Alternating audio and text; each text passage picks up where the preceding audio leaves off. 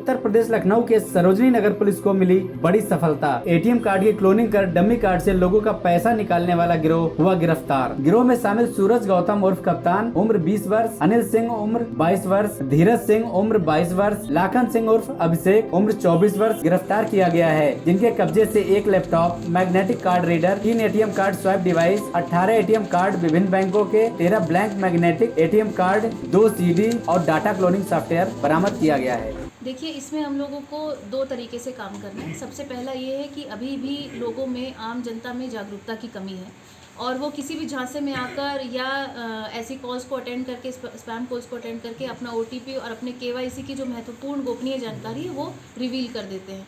तो इसमें हमारी साइबर हेल्पलाइन है, उस पर इस तरह की कॉल्स आ सकती हैं। हर साइबर हेल्पलाइन पे जब भी कोई कंप्लेंट आती है तो हर बैंक में एक नोडल अधिकारी नियुक्त है। जिस नोडल अधिकारी के पास वो सूचना जाती है वो तुरंत वो कॉपरेट करके ऑनलाइन जितनी भी पेमेंट गई है उसको फ्रीज करने का प्रयास करते हैं। मैम, पकड़े गए जो अपराधी हैं वो कहाँ के रहने वाले हैं?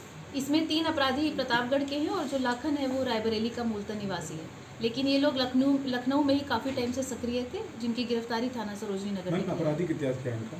आपराधिक इतिहास अभी तस्दीक किया जा रहा है। इनकी गिरफ्तारी कहाँ से हुई है? प्रतापगढ़ से या लखनऊ से? नहीं, लखनऊ के क्षेत्र से इनकी गिरफ्तारी की गई। पिन कैसे पाते थे? इनके पास जो क्लोनिंग डिवाइस है इनका, आप देखेंगे कि बहुत छोटा सा ऑक्सीमीटर जैसा दिखने वाला एक डिवाइस है, उसमें उसको स्वाइप कर लेते थे, उसका पूरा डेटा जो है वो उस डिवाइस में आता था, उसको अटैच करते थे लैपटॉप के साथ और फिर लैपटॉप में पूरी उनकी डिटेल्स आ जाती थी। इवन उनके सिक्योरिटी फीचर्स जो हैं एटीएम के वो भी आ जाते थे और उनसे फिर अपना ये नया एटीएम कार्ड बना लेते थे। वो सारे सिक्योरिटी फीचर्स और केवाईसी डेटा उसके ऊपर ट्रांसफ़र हो जाता था और उसको एज ओरिजिनल एटीएम कार्ड ये लोग चलाते थे। पिन कैसे जनरेट करते थे? दूसरी बात जो ओटीपी का है, जो फंक्शन है, उसको कैसे ऑपरेट करेंगे? क्योंकि मोबाइल पे ओटीपी आता है।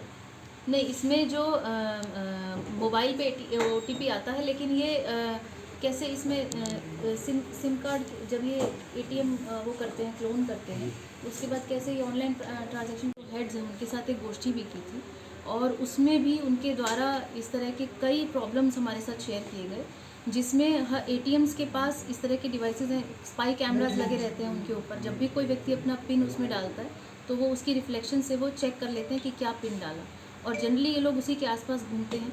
तो कल उनके साथ भी हमने गोष्ठी की, वो भी काफ़ी सक्रिय रही है और जैसे आपने हमसे पूछा, इस तरह के कई सवाल और कई कंसर्न्स उन्होंने हमारे साथ शेयर किए। अब क्योंकि कोविड के बाद से हमारा जो ऑनलाइन ट्रांजैक्शन का जो माध्यम है वो बढ़ा है, तो उसके चलते हम लोग उसमें और इश्यूज़ पे भी काम कर रहे हैं। एक सवाल में बहुत अहम है कि जो एटीएम कार्ड है, पहले सिक्योरिटी गार्ड रहते थे, अब 70% एटीएम काम से जो सिक्योरिटी गार्ड है वो हट चुके हैं। तो इस तरह की एक्टिविटी बढ़ गई है, क्योंकि पहले एटीएम में एक आदमी जाता था, सिक्योरिटी गार्ड उसको रोकता था।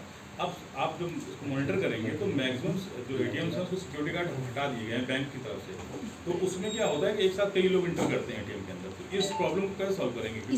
ये इशू हमने कल रखा, बैंक्स के सामने हमने रखा और उसमें कई नेशनलाइज बैंक्स के साथ साथ प्राइवेट बैंक्स के भी मैनेजर्स भी आए। एक दो एजीएम रैंक के भी अधिकारी वहाँ पर उन्होंने प्रतिभाग किया इस मीटिंग में और हमने ये उनके सामने रखा कि जो आरबीआई की गाइडलाइंस हैं उनका 100% अनुपालन नहीं किया जा रहा है। आप देखेंगे कि जहाँ पर उनका कैश का मूवमेंट है तो निर्धारित अमाउंट पर कैश वैन को ले जाने का या सशस्त्र सुरक्षा के साथ जाने का या एटीएम्स में और बैंक प्रेमिसेस में जो सुरक्षा गार्ड लगी रहनी चाहिए उसके मानकों के संबंध में उनसे चर्चा हुई है और उन सभी लोग, इन चर्चा के जितने भी बिंदु थे सभी पर वो लोग सहमत थे और उसमें अब हम लोग एक उसमें कार्यवृत्त भी अपना जारी करेंगे जिससे वो लोग अपनी गाइडलाइंस से क्लोजेस्ट टू द गाइडलाइंस वो लोग अडियर करें। मैम, ये पहली बार नहीं है जब आपने मीटिंग की है,